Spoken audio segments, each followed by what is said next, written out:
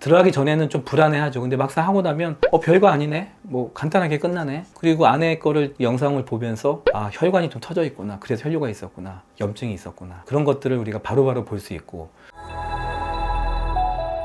안녕하세요, 산더드의사 원영선입니다. 자, 오늘의 주제는 방광 내시경에 대해서 말씀드릴 건데요. 실질적으로 산부인과에 비뇨부인과 환자들이 많이 내원하시거든요. 저희 병원에는 이제 방광 내시경을 이제 구비하고 있고 많은 질환들을 진단을 하고 있습니다.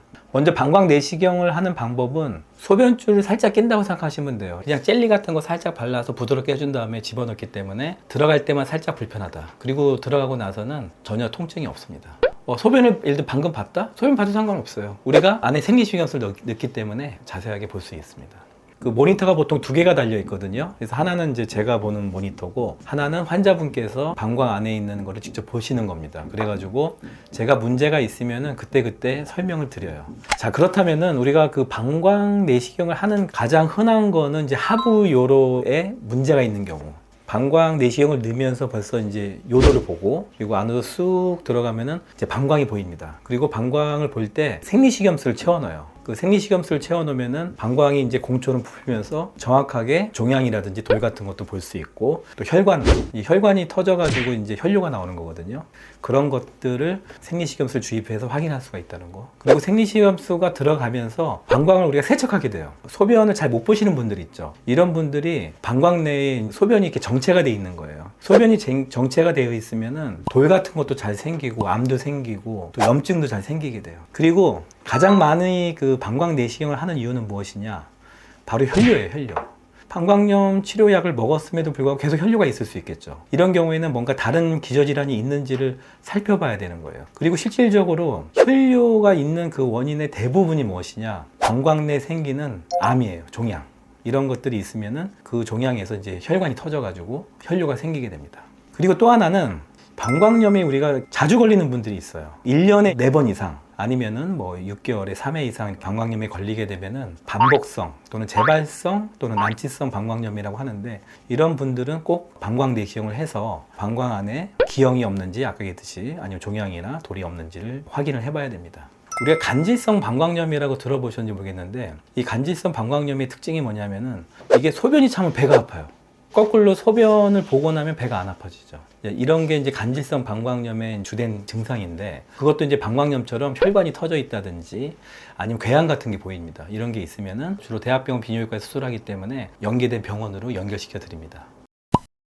그 다음에 이제 방광 내에도 돌이 생길 수가 있어요. 그 소변이 정체되는 것도 잘 생기고, 기형이 있어가지고 방광 내에 개실이라고 해서 구멍이 있는 경우가 있어요.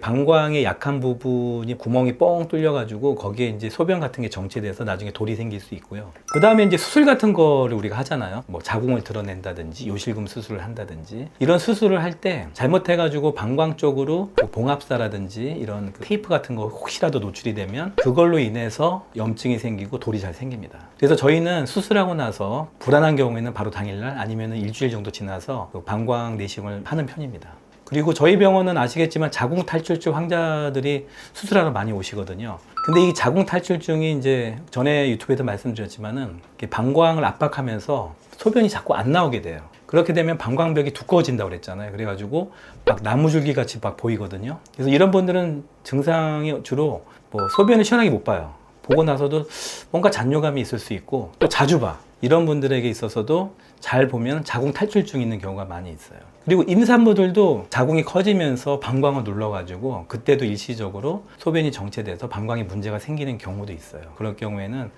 임신 중에는 보진 않지만 아기 낳고 나서 한 번 정도 방광 내시경을 하기도 합니다. 그리고 이제 방광 내시경이 또 언제 요긴하게 쓰이냐면은 방광하고 질, 연결선이 생기는 수가 있어요. 누공이라고 하거든요, 누공. 이것도 은근히 이제 산부인과 환자들한테 있어요. 그러면 어떤 분들은 아니 소변 넣을 때마다 질에서도 뭐가 나온다, 뭐 이런 얘기를 하거든요. 그러니까 누공이 생기는 가장 큰 이유는 임신 출산도 원인이 되지만은 부인과적인 수술이 제일 커요. 그래서 우리 왜 자궁에 근종 생기면 자궁 많이 드러내잖아요.